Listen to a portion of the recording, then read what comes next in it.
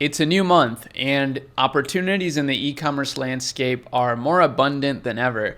And in today's video, I want to highlight a specific trend that I found while researching that is extremely unique, and it's probably something you've never seen before. So we're going to get right into it so that we can learn as much as possible about it. And here we go. I tweeted this the other day, and it actually did pretty good. It got a 10,000 views, over 100 bookmarks. So a lot of people think this is a good idea. And what it is pupsicles. Now, if you don't know what pupsicles are, this is what a pupsicle is. It basically allows dogs to, have this yummy treat that they have to work kind of hard for. Not gonna lie. And here's a really good brand that sells this. Now, real quick, I want to show you, before we dive super deep into it, a few results from our agency, which you can sign up for in the description, from a brand that was literally doing $0 with paid ads, and they onboarded us. And in the first month here, we were able to do really good numbers, $7K spent to earn $20,000 back. That's awesome.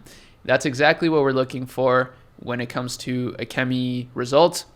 And the only reason I show you that is because I saw in one of my last videos, somebody commented, Ari, why don't you ever show some of the stuff that you're doing? So that's kind of a way for me to show some of the stuff I'm doing. But unfortunately, I can't really share with you the stores that we're working on because, I don't want to reveal confidential information. But I'm happy to share results and obviously share with you some of the things that we're learning collectively. But let's dive in here. As you see, the trend itself is popping off. Like, this is consistently getting more and more search traffic, and it's a worldwide thing. This is something that we've been implementing in the Ecommerce Lab Discord. Like, the research that we do now is worldwide, and the reason we do that is because I like the idea of launching a business in multiple markets. It's one of the beauties of meta ads, at least, is that you can actually target multiple countries, and if you're shipping from a third-party warehouse in China, let's say, then you can actually cover a huge range of countries that you can sell to, and that can give you a massive competitive advantage. So that's why we do that. But yeah, the trend is super strong, and obviously people love their pets, right? So people are always looking for new things to buy their pets. And here is a video kind of showcasing how this works, right? So here it is. There's some vitamin ones. So it has this supplement aspect to it, which is super cool, actually. This device comes in multiple sizes and colors. So it's really like a supplement brand, but then they added this toy component that just makes it so much more unique. It's dishwasher safe, etc. And then this is such a good ad. I love this ad because it's simple. Somebody created this, with the classic TikTok font. They probably made this on CapCut or TikTok, and it's just so simple. Just shows the product being used, right? And some of the variations that you can buy. I'm sure this ad is converting super, super well. So make sure that you take notes on it and replicate it for some of your businesses. This is a standard process that we follow at Ecommerce because it's super important to be on top of the latest trends with ads. And, we have an editor on our team that can make cool ads like this. However, it's really best if brands everywhere start to create their own content systems, right? So that you don't have to rely on an agency for content. But yeah, let's dive into the actual store and click here on Shop Pupsicles because they have a pretty good amount of variations here, good offers. This is actually incredible to see.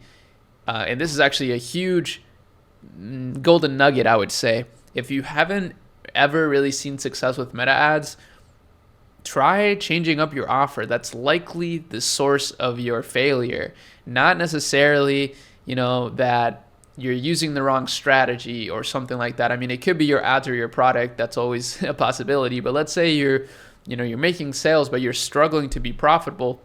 It's because you don't have an offer that is well suited for paid media. And this is an offer that is well suited for paid media, right? Because it's a high average order value, $75, and it probably, you probably have more upsells here. Yep, I thought so.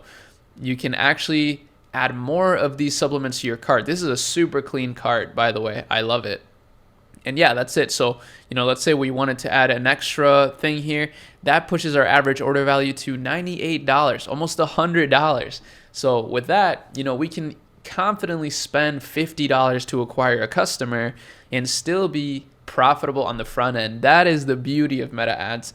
And, that's why I built a whole business around that, because I figured that's just so valuable for businesses. But here's the thing. To do something like this, or when you have a product like this that's just so unique and eye-catching, you don't even need to run ads necessarily. You could literally just send this to creators and have them, create content about it. Someone here has a pretty bad review, which is pretty interesting. I highlight it because even brands that are just perfect looking like this, they make mistakes. Everybody makes mistakes. Everybody has issues sometimes in their business, and everybody gets negative reviews sometimes. So let me look here at their page transparency to see if they're running ads. They are running ads. Of course they are. Now let's see, 45 different results. That's a pretty good amount of ads. And by the way, if we take a look at their monthly traffic, they're doing quite well. This is very consistent traffic, 100,000 monthly visitors. That's great. That's really good numbers. Let's look at the ad library. So a lot of images, a lot of static images that are, like us versus them kind of thing. Asking questions, testimonials. This is great. This actually looks amazing to me. It shows that they understand the customer journey quite well. The top of funnel, middle of the funnel, and bottom of the funnel. It really is that simple. The people at the top are people that don't know your brand. So you're going to have to engage them in a really entertaining way, or, whatever. People in the middle are people that actually do know about your brand, but they're not fully convinced yet necessarily.